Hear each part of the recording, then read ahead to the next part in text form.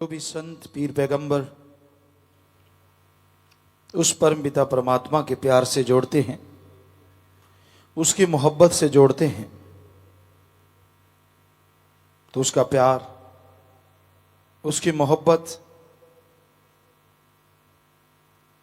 आम इंसान को नसीब नहीं होती। जिसके अच्छे संस्कार हैं, बहुत ऊंचे भाग्य हैं, या जो जीव सत्संग में आके अपने भाग्य ऊंचे बना लेते हैं, उसी को परम पिता परमात्मा का प्यार मोहब्बत मिला करता है। उससे प्यार लगाना आसान है, पर ओढ़ निभाना बड़ा मुश्किल है। यह कलयुग का दौर है। यहां मन और मन इंद्रियां इतने जोरों पे हैं कि आदमी बिन पेंदे के लोटे की तरह बना हुआ है। यकीन इसे रहता ही नहीं, और यकीन के बिना रूहानियत में कोई मालिक के प्यार को, अल्लाह के प्यार को हासिल कर सकता ही नहीं। पहले दृढ़ यकीन होगा तो मालिक के प्यार मोहब्बत के काबिल बनेगा, तो मालिक के नजारे मिलने शुरू होंगे। तो अगर आप उस मालिक के प्यार मोहब्बत को पाना चाहते हैं, बेपरवाह जी के भजनों में आप सुनते रहते हैं, तो यह जरूरी है कि अपने यकीन को दृढ़ बनाओ, आत्मविश्वास जगाओ।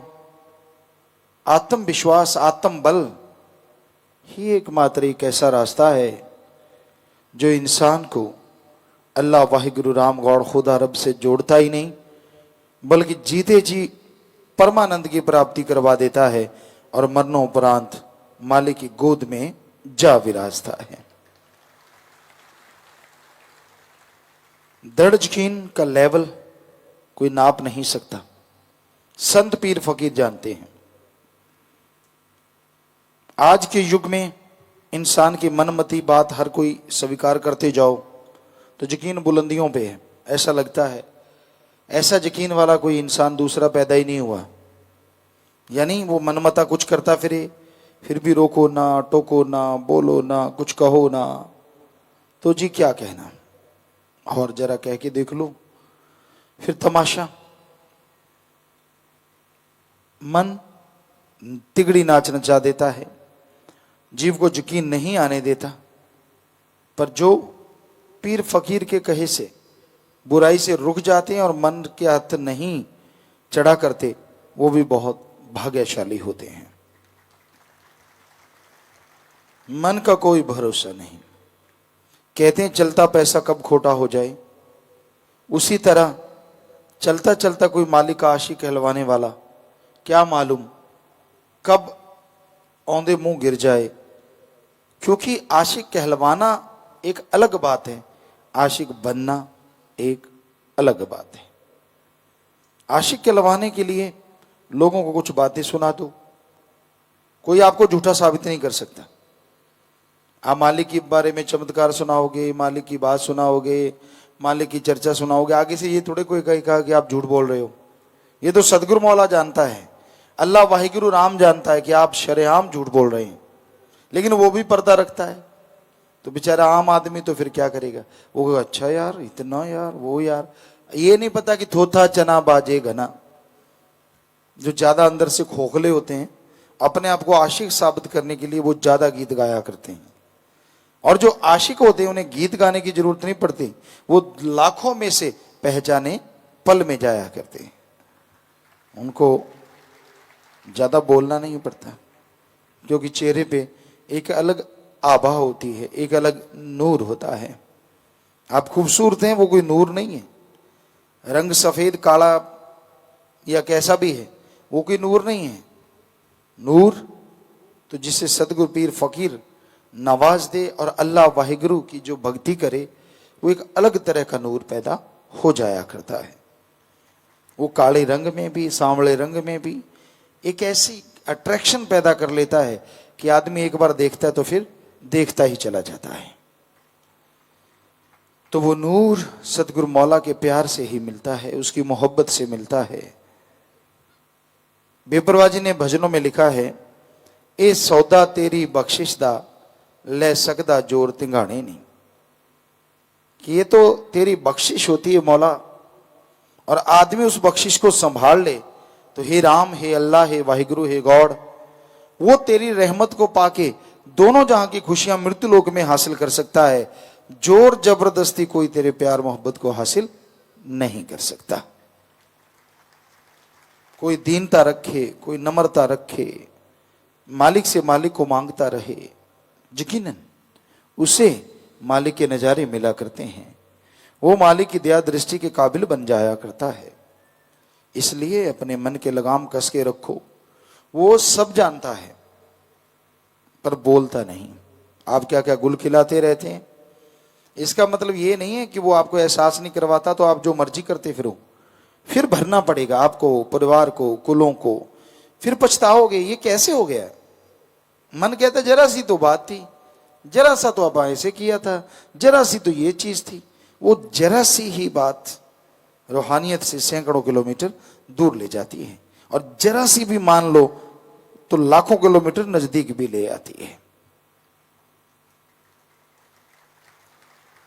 कख ओले लख है पिया, बंदे तेरे नजर ना आया। बेपरवाह जी फरमाते हैं कि एक तिनके के पीछे, एक तिनके जितनी जगह में पता नहीं रूहानियत में लाखों अरबों मिल जाए, और उस तिनके जितनी जगह अगर ना मानो तो हो सकता है बर्बाद हो जाओ। ये है रूहानियत। इसकी गहराई को कोई आज तक ना नाप तोल सका है और ना कोई नाप तोल सकेगा। जैसे आपने सुनते रहते हैं संत पीर फकीरों की बात, रूहानियत का दौर, रूहानियत का समुंदर तो ऐसा है, जो इसमें मान बड़ाई में तैरने लग जाए कि मैं ये हूं, मैं वो हूं, मैं फला हूं, वो जल्दी डूबा करता है, और जो डूब जाए वो किनारे पहुंच जाता है। यानी हम आपको एक शेर कहा करते हैं, जो तन गया सो गवा गया, और जो झुक गया सो पा गया। सीधा सादे अल्फाज हर किसी के समझ में आता है कि जो अहंकार करता है, जो खुदी के चक्कर में मैं कुछ हूं, मैं ये हूं, मैं वो हूं, मैं फला हूं, इस चक्कर में पड़ गया, सारी जिंदगी गंदगी का कीड़ा बन के जीवन भोगता रहेगा, मालिक की खुशियों से महरूम हो जाएगा। और जो पीर फकीर की बात सुन के अल्लाह वाहिगुरु राम के रास्ते पे नम्रता दीनता से चलेगा, वो दुनिया की निगाह में बेचारा या गरीब होगा, लेकिन मालिक की निगाह में वो सबसे ज्यादा अमीर हो जाता है और खुशियों से माला माल हो जाता है। तो इसलिए भाई दीनता नम्रता का पल्ला पकड़े रखो, गलत काम ना करो। पीर फकीर रोकता नहीं, इसका मतलब ये नहीं है कि उसके मालूम नहीं, या अल्लाह वाहिगुरु राम जानता कुछ नहीं, वो इतना भोला भाला नहीं है। आपको सुनाया करते हैं, एडा भोला खसम नहीं जो मकर चलित्र ना जाने, ये घर विच वही हो बस सकती जिहड़ी सब चितराइयां भुल जावे। अल्लाह वाहिगुरु राम को पल पल की खबर है, जर्रे जर्रे का मालूम है। आप चालाकी करते हैं, चतुराई करते हैं, मालिक से ठगियां मारते हैं, उससे पर्दा रखते हैं, उसको कहते हैं पता ही नहीं चला, चलेगा ही नहीं जब तक कोई बताएगा ही नहीं। तो जितने आप ये लक्षण करेंगे, जितने ये आप तरह तरह के चूज करते हैं मन के हाथों मजबूर होके, उतना ही मालिक से दूर होते चले जाते हैं। तो इसलिए दीनता नम्रता धारण करो, कर्म करो, अच्छे आत्मविश्वास को पैदा करो और आगे बढ़ते जाओ। दृढ़ यकीन रखो, जो भी जरा सी डगमगाए यकीन की बात करता है उसकी सोहबत ना करो, जितना दूर रहोगे फायदा रहेगा। और जो डगमगाए हुओं का चमचा बनता है वो गिरा ही, आज गिरा नहीं कल, कल गिरा नहीं परसों। तो इसलिए रूहानियत में संग सोहबत उनकी करनी चाहिए जो मालिक की चर्चा करते हैं, जो मालिक से बेइंतहा प्यार करते हैं। ईश्वर का नाम सुखों की खान है, पर इस घोर कलयुग में उस मालिक का नाम लेने से इंसान हमेशा डरते रहते हैं, कतराते रहते हैं और अपने आप को राम के नाम से बचाते रहते हैं। झूठ बोलना हो, चुगली निंदा करनी हो, बुरी बुरी बातें करनी हो, फुर्सत मिल जाती है। लेग पुलिंग, टांग खिंचाई करनी हो, ठगी बेईमानी के तरीके योजनाएं बनानी हो, सबके लिए समय मिल जाता है। समय नहीं मिलता अल्लाह वाहिगुरु मालिक की भक्ति इबादत के लिए। हर कार्य में इंसान के पास फुर्सत है, बिजनेस है, व्यापार है, कुछ भी करना पड़े, सारी रात जागना पड़े तो एक टांग पे खड़ा रह के पहरा देगा, पर सुबह माया रानी मिलनी चाहिए। हर कार्य के लिए इंसान भागता दौड़ता है, पर अल्लाह वाहिगुरु राम के लिए फुर्सत नहीं है, समय नहीं है, उसका नाम नहीं लेना चाहता। और जैसे जैसे इंसान मालिक के नाम से दूर होता है, वैसे वैसे उसके अंदर की तमाम खुशियां चली जाती हैं। मालिक का नाम एक ऐसी रसायन है जो हर तरह की बीमारी, टेंशन, दुख दर्द को दूर कर सकती है। अल्लाह वाहिगुरु ओम हरि गौड़ खुदा रब, अरबों नाम है उस ताकत के। पानी को जल बोलो, नीर वाटर वाशर आब नीलू नीरू, कितने भी नाम बोल दो, पानी का नाम बदलने से पानी का स्वाद या पानी का रंग नहीं बदला करता। उसी तरह उस मालिक को अल्लाह कहो, वाहिगुरु राम गौड़ खुदा ईश्वर भगवान, कितने भी नाम ले लो, पर उसका नाम बदलने से वो सुप्रीम पावर, वो ताकत, वो शक्ति कभी बदलती नहीं, अलग तरह की नहीं होती। तो मालिक का नाम, प्रभु की भक्ति इबादत का वो तरीका आप कर सकते हैं बिना किसी दाम के, बिना धर्म जात मजहब छोड़े, बिना कपड़े चेंज किए, जैसा भी पहनावा पहनते हैं, जिस तरह का भी आप धर्म को मानते हैं या अपना बिजनेस व्यापार करते हैं, बस ठगी न मारो, बेईमानी न करो, भ्रष्टाचार, झूठ न बोलो, कभी किसी का दिल ना दुखाओ। दिल दुखाने का मतलब ऐसा कर्म ना करो जिससे दूसरे को तकलीफ हो। बुरे कर्म, बुरी सोच, इंसान जब बुरी सोच आती है, अगर सुबह शाम अल्लाह वाहिगुरु मालिक का नाम लेता रहे तो उस सोच का जो फल है वो खत्म हो जाता है। कोई भी दिमाग विचार शून्य तो हो ही नहीं सकता, विचार तो चलते रहते हैं, कभी कोई आया, कभी कोई आया, कभी कोई आया, कभी कोई आया, लेकिन उन विचारों को फॉलो ना करो, बुरे विचारों के पीछे चलो ना, बुरे विचारों के अनुसार काम करो ना, तो भी आप बुराइयों से बच जाएंगे और मालिक की कृपा दृष्टि के काबिल बन जाएंगे। आप सुमरन करते हैं, मंजूर कबूल होता है, पर आपको कई बार एहसास नहीं होता। आप कहते हैं मेरा सुमरन चलता नहीं। चलने से आपका तात्पर्य है ध्यान नहीं जमता, अंदर कोई चमत्कार, वो नजारा नजर नहीं आता। कई बार होता है इंसान सुमरन करता है और उसके ऊपर पहाड़ जैसा कोई कर्म गिरने वाला होता है। सुमरन करने से, भक्ति इबादत करने से वो पहाड़ जैसा कर्म कंकर में बदल जाता है। तो ये नहीं कि सुमर ने काम नहीं किया, सुमर ने तो काम किया पर आपको महसूस नहीं होने दिया। कोई भी काम आप करते हैं उसका फल मिलता है, कम ज्यादा थोड़ा बहुत कुछ ना कुछ तो मिलता है।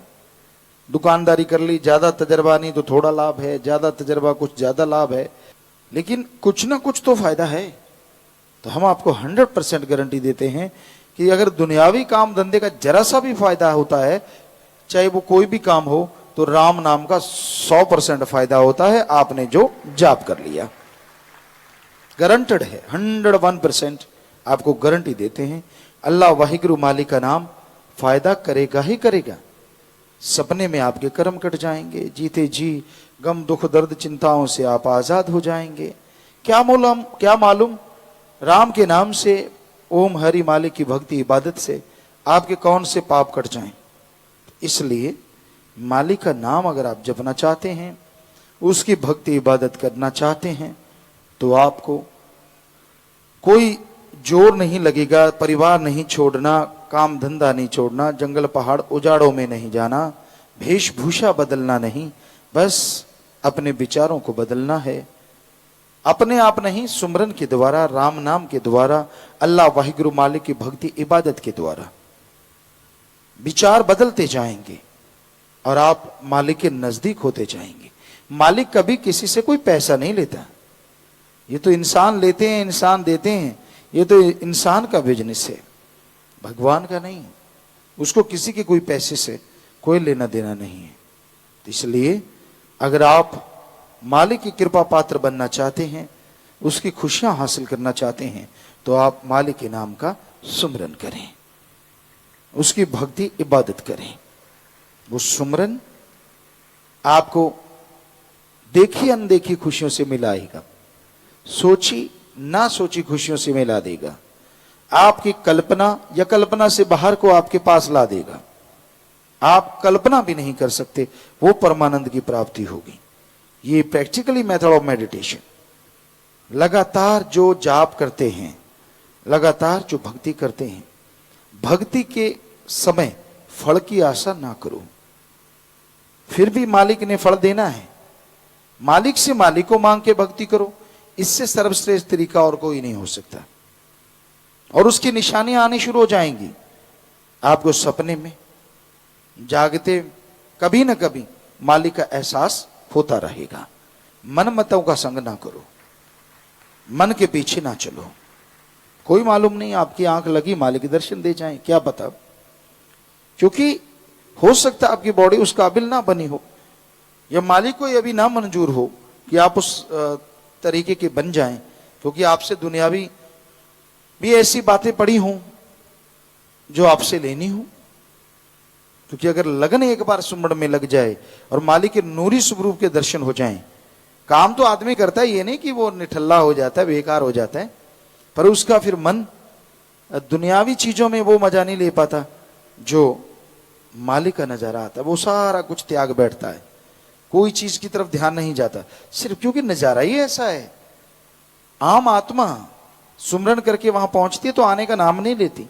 वो तो मालिक है जो वापस भेज देता है। 10वां द्वार खुला, चढ़ाई हुई रूहानी, मालिक के नूरी स्वरूप के दर्शन हुए, आत्मा का दिल ही नहीं करता इस गंदगी में वापस आने का। लेकिन शरीर में जितना समय लिखा है वो तो भोगना है, इसीलिए मालिक वापस कर देता है। आप आधा घंटा घंटा का सोचा, नहीं सोचा तो भी कुछ टाइम के बाद मालिक ने वापस शरीर में आपको भेजना ही भेजना है। वैसे भी आप शरीर में होते हैं, पर पूरी बॉडी में आत्मा फिर से चली जाती है। तो भाई सच्चाई है, हकीकत है, इतना है नजारा वहां का, इतना आनंद है वहां का, इतनी लज्जत है, इतनी खुशियां हैं। ये कोई आपको लुभावने नजारे नहीं बता रहे, आपको ललचाने के लिए नहीं कह रहे। ये 100% सच है, 100% सच है कि वहां जो नजारा है वो ना किसी नशे में है, ना जीवा के स्वाद में है, ना इंद्रियों के भोग विलास में है। यानी दुनिया की किसी भी इच्छा में, किसी भी इच्छा पूर्ति में वो नजारा नहीं है जो मालिक के नूरी स्वरूप की एक झलक में अरबों गुना बढ़ के मिलता है। ऐसा है भगवान, तो उसको पाना है, जरूर सुमरण करते रहिए। वो दर्शन देंगे, किस रूप में देते हैं ये उनकी मर्जी है, लेकिन संत पीर फकीर गुरु के रूप में भी दर्शन दे सकते हैं, वो अपने नूरी स्वरूप में दर्शन दे सकते हैं, वो लाइट प्रकाश के स्तंभ के रूप में दर्शन दे सकते हैं।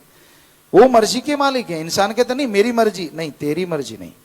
हाँ, अगर आप अपने गुरु पीर फकीर पे पूर्णतः यकीन दृढ़ विश्वास करते हैं, हो सकता है मालिक उस स्वरूप में आके नूरी दर्शन दे जाएं या वैसे दर्शन दे जाएं।